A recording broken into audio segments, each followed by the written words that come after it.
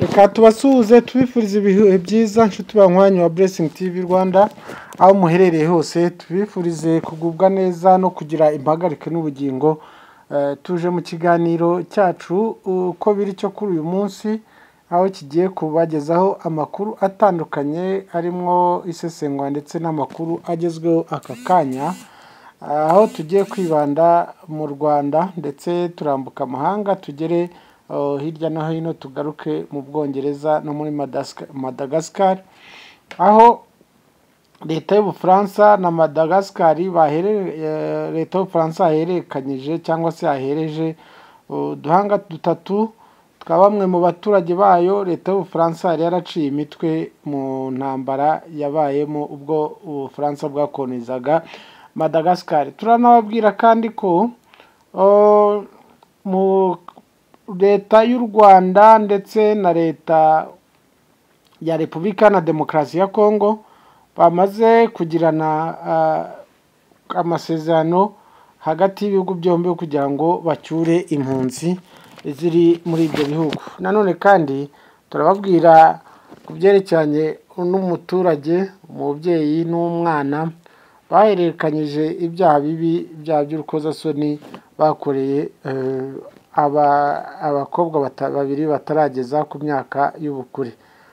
Ni muri make rero nibyo turi buganireho, ariko mbere y'uko tutangira tubabwire ko muri iki kiganiro turi bunyuzemo tukajya no ku busesenguzi ubundi tukabagezaho amakuru agezeho aka kanya. Iki nanone ni uko wowe ukigera kuri Blessing TV Rwanda bwa mbere usabwa gukanda ahanditse subscribe kugira ngo aya makuru ajya kugeraho umunota ku wundi. Wowe wamaze gukanda subscribe nta kintu usigaje rero uretse guhererekanya kugira ngo ibyiza nk'ibi utabyihererana. Njye muri kumwe ndi Alphonse Capone ubifuriza ibihe byiza, ibihe byuzuye umunezero. Tutabatinde rero reka tubanze duhere kuri amasezerano akomeye cyane yamaze kwemeranywaho hagati ya Repubulika na Demokarasi ya Kongo ndetse n'u Rwanda. Ni muri gahunda yo gucyura impunzi zishaka gutaha ku bushake. Ibi rero byemejwe kandi bitangazwa n'ukuriye umuryango w'abibumbye, n'ukuriye umuryango w'abibumbye ishami rishinzwe kwita ku mpunzi yitwa Filippo Grandi. Wavuze ko Repubulika na Demokarasi ya Kongo n'u Rwanda deja bamaze kumvikana ku bijyanye no gucyura impunzi ku bushake bwazo, cyane cyane abahunze imvuru n'umutekano muke mu burasirazuba bwa Repubulika Iharanira Demokarasi ya Kongo. Ibi rero Grandi yabitangaje Kinshasa nyuma aho yari amaze kuganira n'umukuru w'igihugu cya Kongo yitwa Perezida Felix Antoine Tshisekedi. Nyuma y'ibyo biganiro nibwo Grandi yabwiye itangazamakuru ko mu minsi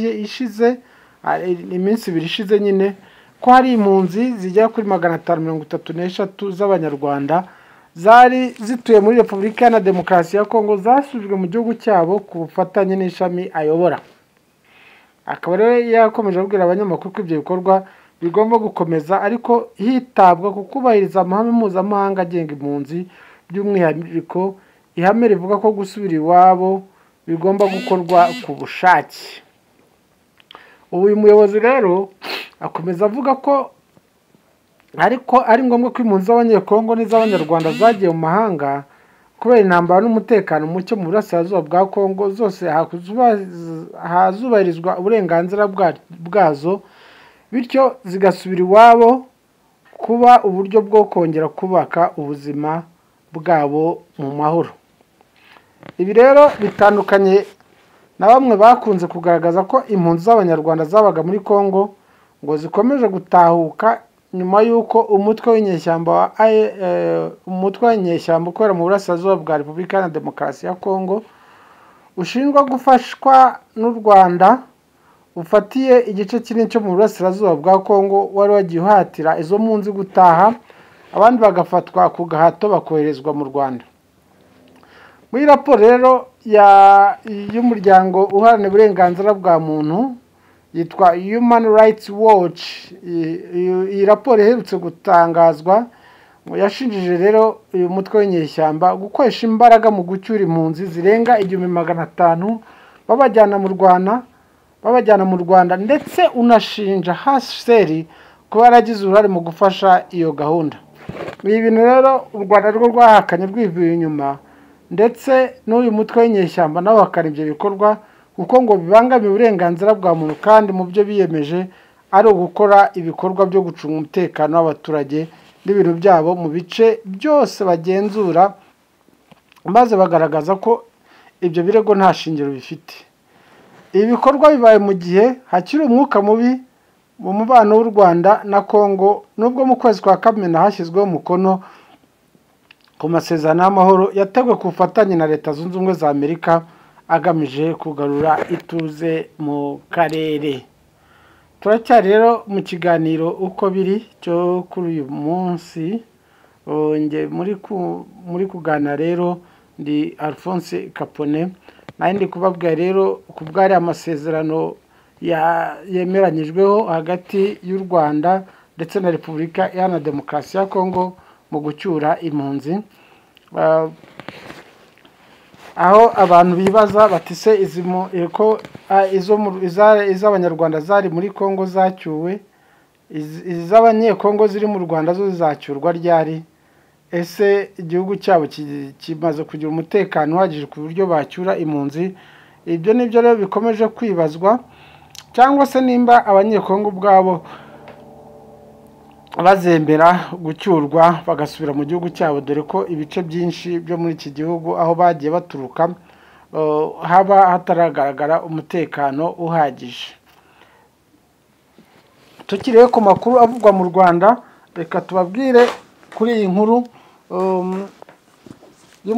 y'umusaza w'imyaka 66 ndetse n'umuhungu w'imyaka 25 bakoze amahano bagasambanya ku ngufu abana b'abakobwa babiri, umwe w'imyaka 16 n'undi w'imyaka 17, ndetse bakabikora bahererekanya, umwe ava ku wundi amushyira undi. Ni ukuvuga ngo uyu mwana yavaga kuri umwe muri aba akamuhereza se, na se amara kumwangiza agafata undi, gutyo gutyo bagahererekanya. Ubu rero ni ibyaje kugaragara umuntu uza mu rubanza rwabaye ku munsi w'ejo. Ni urubanza rwabaye mu rukiko rw'ibanze rwa Busasamana, aha ni mu karere ka Nyanza. Uru rubanza rero rwagaje ko umusaza witwa Claver w'imyaka 66 n'umuhungu w'imyaka 25 bafungwa by'agateganyo iminsi 30 bagakurikiranwa icyaha cyo gusambanya abana babiri b'abakobwa bafite imyaka 16 na 17. Ubushinjacyaha rero bwareze aba bombi ko bavuga ko abana b'abakobwa bakoraga mu kabari ka Claver aho bacuruzaga amandazi. Bakavuga ko rero bavuga ko nijoro Claver n'umuhungu babasambanyaga basimburanaho, ndetse bakabatera ubwoba bakoresheje icyuma kugira ngo batavuga cyangwa birwaneho. Byavuzwe kandi ko Claver yabacuruzaga ku bandi bagabo amafaranga akayagumana.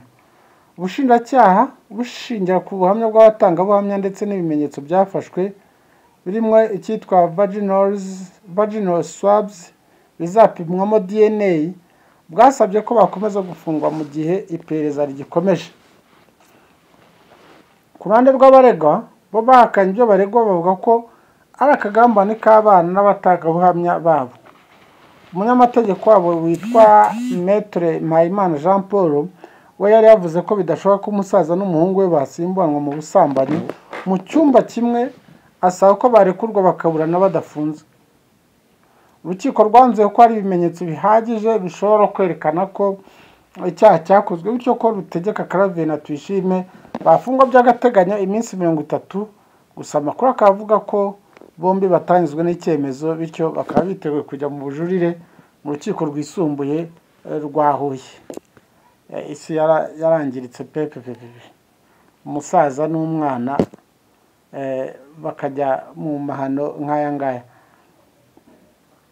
Reka dusoreze iki kiganiro aha ngaha, mu kanya turababwira ibyo muri Madagascar uko bimeze naho bihagaze kugeza amagingo aya. Mwari kumwe nanjye Alphonse Kapone.